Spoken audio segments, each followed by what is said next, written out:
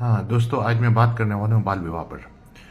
हमारे देश में बाल विवाह पर कानून भी आ चुका है और इस चीज़ को, बाल विवाह को सख्ती से ख़त्म किया जाना चाहिए, क्योंकि लड़कों को शादी के लिए न्यूनतम आयु 21 वर्ष है और लड़की के लिए न्यूनतम आयु 18 वर्ष है।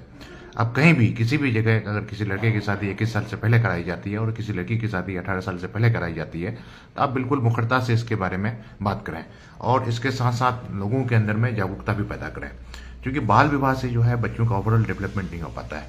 क्योंकि वो जो वक्त होता है जनरली, जो 18 साल, 19 साल, 20 साल, 25 साल तक बहुत ही क्रूशियल लाइफ टाइम होता है। उसमें बच्चे को चाहिए कि पढ़ाई करे, तो पढ़ाई करने का तो करियर डेवलप करे और करियर में करके अच्छा ज़िंदगी गुजारे। और एक मैं बताना चाहूँगा कि पढ़ाई का मतलब सिर्फ जो है ना करियर बनाना, डॉक्टर, इंजीनियर, प्रोफेसर, साइंटिस्ट बनना नहीं। एजुकेशन का मतलब है कि एक अच्छा इंसान बनना। तो अगर हम लड़का को और लड़की को अच्छे से एजुकेट अगर करते हैं, तो एजुकेशन करने के बाद अगर वो अच्छा इंसान बन जाता है तो आगे ज़िंदगी वो अच्छे से गुजारेगा। तो ये हम सारे लोगों की जिम्मेदारी है। जैसे कि मैं बात कर रहा हूँ कि हम सारे लोगों की जो है ना फंडामेंटल ड्यूटीज़ है, राइट्स के अलावा ड्यूटीज़ है। जनरली हमारे कॉन्स्टिट्यूशन ऑफ इंडिया में जो हमारे 6 राइट्स हैं, फंडामेंटल राइट्स हैं, और 11 फंडामेंटल ड्यूटीज़ हैं। तो इसको बैलेंस करते हुए फंडामेंटल राइट्स के साथ फंडामेंटल ड्यूटीज़ को भी आगे बढ़ाना चाहिए। जैसे कि हमारा फंडामेंटल ड्यूटी में ये भी है, किसी महिलाओं के खिलाफ अगर कुछ कुप्रथाएं हैं तो उसके खिलाफ आवाज़ उठाने की जिम्मेदारी सब किसी की है। तो जैसे कि किसी भी महिलाओं को अगर 18 वर्ष से पहले अगर शादी कराई जाती है तो उसके बारे में बात करने की जिम्मेदारी सब किसी को है।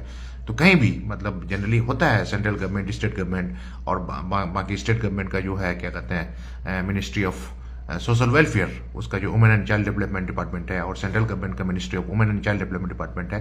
तो बाल विवाह को रोकने के लिए बहुत सारा कार्य कर रही है, जागरूकता भी फैला रही है और बहुत सारे एनजीओज भी इसमें काम कर रही है।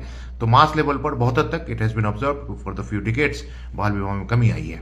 लेकिन इस चीज़ को भी वही मैं बता रहा हूँ, किसी भी महिलाओं के साथ है जो बता रहा हूँ कि एक फंडामेंटल ड्यूटी है। अगर कोई भी कुप्रथा है, मतलब इससे पहले बहुत सारी चीज़ें हैं, तो कुप्रथाओं में एक कुप्रथा आपका जो बाल विवाह भी है। तो इसके लिए सब किसी को मुखरता से बात करने की ज़रूरत है और रोकने की ज़रूरत है। तो अगर हम लोग अगर ऐसा करते हैं तो आने वाले दिनों में एक अच्छा समाज का निर्माण हो सकता है। अगर इसका मेडिकल इम्प्लीकेशन को अगर देखें बाल विवाह की वजह से, तो उसमें भी बहुत सारे मेडिकल इम्प्लीकेशंस होते हैं। जनरली कम उम्र में बच्चों की जो शादी करा दी जाती है, तो हेल्थ में बच्चों क्या कहते हैं, महिला के भी हेल्थ में असर पड़ता है और पुरुष क्या कहते हैं, जो उसके जो बच्चे होते हैं उसके भी असर पड़ता है। तो ओवरऑल पर्सनालिटी डेवलप करने के लिए हम कम से कम लड़कियों को 18 साल के बाद ही शादी कराया जाए और लड़का को 21 साल के बाद। इससे एक आने वाला जनरेशन भी, जो बच्चे होंगे, उसका जो फिजिकल, मेंटल और साइकोलॉजिकल इमोशनल ग्रोथ अच्छा होगा। तो जैसे कि यूनाइटेड नेशन का भी जो यूएन वुमन जो है, वो भी मैं क्या कहते हैं बाल विवाह के लिए कार्य कर रही है, और बाकी जो है बहुत सारे एनजीओज भी काम कर रही है, यानी central government, state government, NGOs, बहुत सारे फिलैंथ्रोपिस्ट भी काम कर रहे हैं। तो इस चीज़ के लिए सारे नागरिक, यानी हर एक नागरिक जो है अपना क्या कहते हैं थोड़ा सा एफर्ट लगा करके अगर ऐसा करते हैं, लोगों को जागरूक भी करने की जरूरत है, एजुकेट करने की भी जरूरत है। नेल्सन मंडेला साहब ने भी कहा था, education is the most powerful weapon through which you can change the world. तो क्लासरूम में फिजिक्स, केमिस्ट्री, मैथ, इंग्लिश पढ़ना ही एजुकेशन नहीं है, बल्कि हिंदुस्तान के कानून के बारे में जानकारी होना भी एक एजुकेशन है। तो देश के सारे लोग अगर क्या कहते हैं बाल विवाह उन्मूलन के लिए अगर काम करें, ईच वन टीच वन, निस्वार्थ भाव से, इंटीग्रिटी की बेसिस पर, तो हमारे देश से बाल विवाह खत्म हो सकता है। और देश से अगर बाल विवाह अगर खत्म होगा तो उससे आने वाले जनरेशन में जो है ना एक अच्छी नस्ल हम लोग तैयार कर सकते हैं। और अच्छी नस्ल अगर आएगी, अच्छे लोग अगर आएंगे, तो अभी एक सबसे बड़ा प्रॉब्लम जो है विश्व में शांति स्थापित करना।